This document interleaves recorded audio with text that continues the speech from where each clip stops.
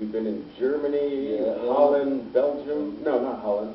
Or yeah, we did one in yeah. Holland, Belgium, and one. Did we do one in Switzerland as well? No? Yes.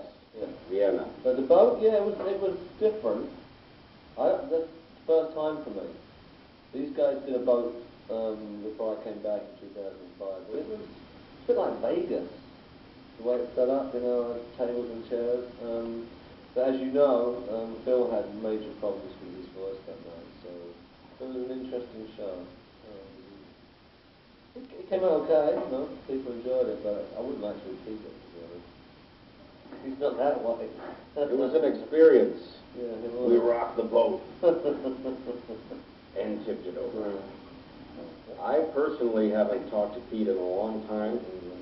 I should probably give him a call, but I actually don't even know where he lives anymore. He went through some personal stuff too, so we're not quite sure where he's living. Phil has seen him recently, and he said he's pretty much the same as usual, which means, and this is a hard thing to talk about. I mean, as you know, we haven't actually formally replaced Steve Wayne in the band. I mean, we're using Barry on a few tours, Rob DeLuca who tours with us, Jeff Coleman. But we're kind of waiting to see if Pete's going to sort himself out and hopefully come back. But, you know, that's just up to Pete, really. He was Pete, and he will do what he will do, and, you know. He's still smashing guitars and writing songs and hanging out with Roger Daltrey. Oh, wait a minute, Pete Way. I thought you meant Pete Townsend. Yeah, but hopefully he's okay. I mean, he's still alive. There you go. There's a top button. Yeah. So I mean, as far as the people who want to know, I can't really tell you when or if he'll be back. I mean, that's the truth. We hope that he's going to get himself together and he will be back, but at this stage, the jury's out on that. You know, the interesting thing I find with this is that if you listen to Vinnie, which obviously you do, I think you have one of his solo albums there, you wouldn't think the guy had any blues in him, really, would you? You know, but I got all kinds of blues, man.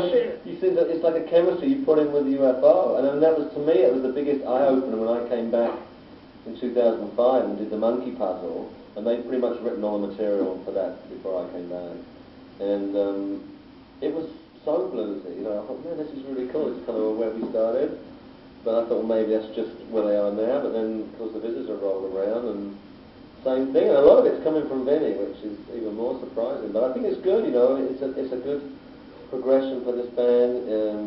Phil likes that. It seems to suit his voice where he's at now, and it comes very genuinely for us. I mean, Paul Raymond has a huge blues background, so and that's kind of where when I first joined UFO, that's where we were coming from. There was a huge blues boom in the late 60s in England, and that's kind of where we were born out of that. So actually, my roots are blues too, even though if you listen to my first record, like as you said, you wouldn't know that, but I grew up into guys like Albert King and just rock guys who were influenced by the blues, so, you know, my formative years were definitely blues first, and the classical stuff came later. So it's always been a part of what I do, but it's just a matter of when I choose to let that come out to show itself.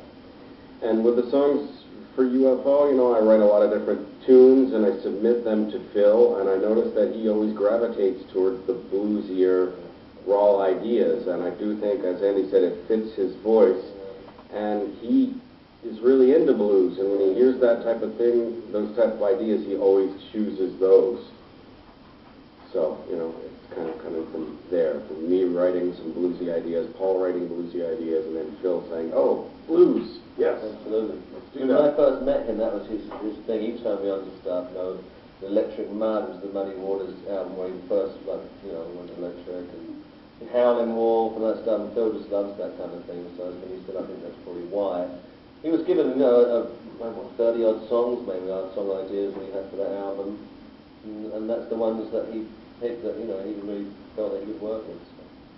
He thinks he's turning black or something. I don't know what's wrong with him. I mean, I haven't seen really any criticism. Maybe a couple of hits on the website said, you know, well, they preferred the harder edge UFO, but, you know, That was in the 70s or maybe the 80s. This is a long time ago, you know. And I think you can really stand still. You've got to move. And the one thing I love about this band is always kind of come from here.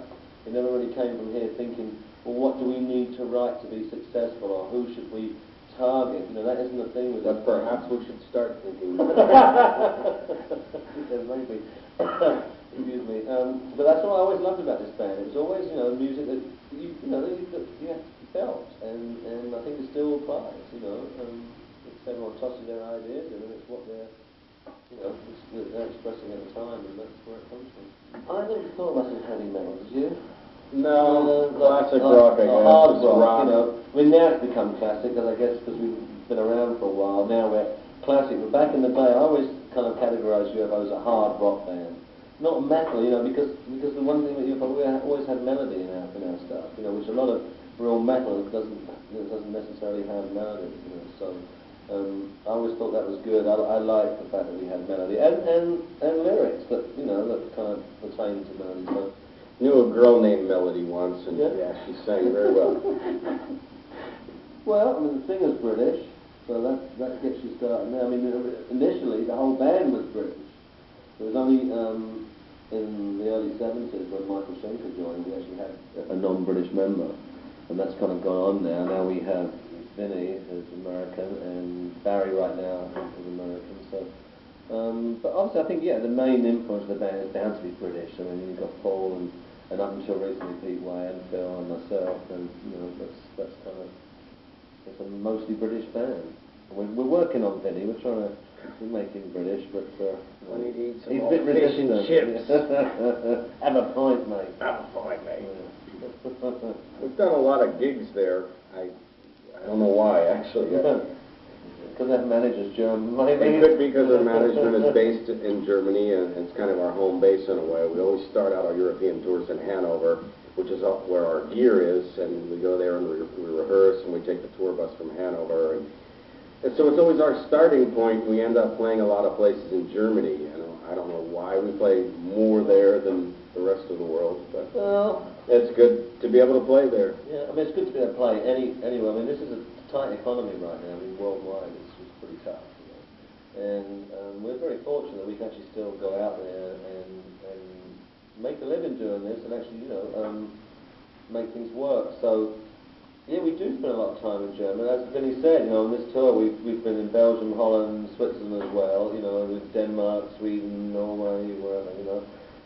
So we do try and spread it out. I mean, we didn't do America this year. We did it extensively last year, but you know, we could see even then that the economy was, you know, affecting ticket sales and everything. I mean, people haven't got money. You know, there's more important places for their money to go than maybe coming to see UFOs. So as I said, you know, we do have an incredible fan base and very die-hard fans, so we are fortunate to still do it. And in fact, we went to Brazil.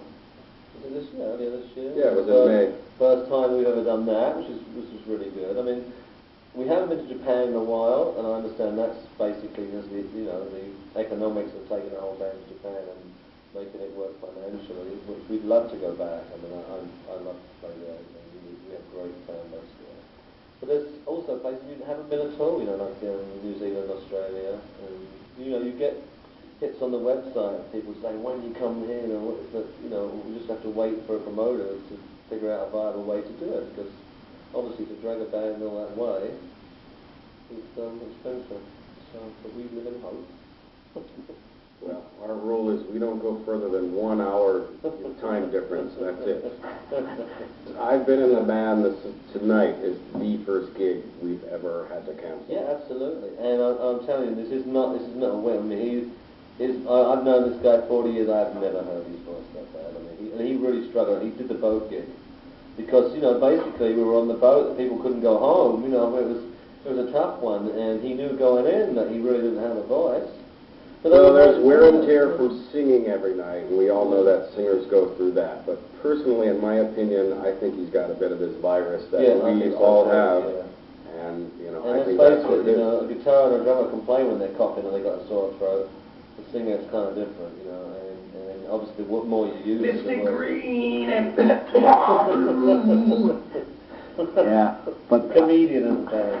That's been very encouraging to me, that we're actually finally starting to hit a younger audience, because, you know, traditionally our audience has been the people that have been following us since the 70s, you know, and then, you know, if there was young kids in the audience, it would tend to be their kids that they brought along, you know, which is great, but there has been a tendency recently for the younger generation to discover kind of that, you know, Zeppelin and AC/DC, so we were kind of hoping that we'd kind of, you know, break that barrier too, so that's encouraging to hear.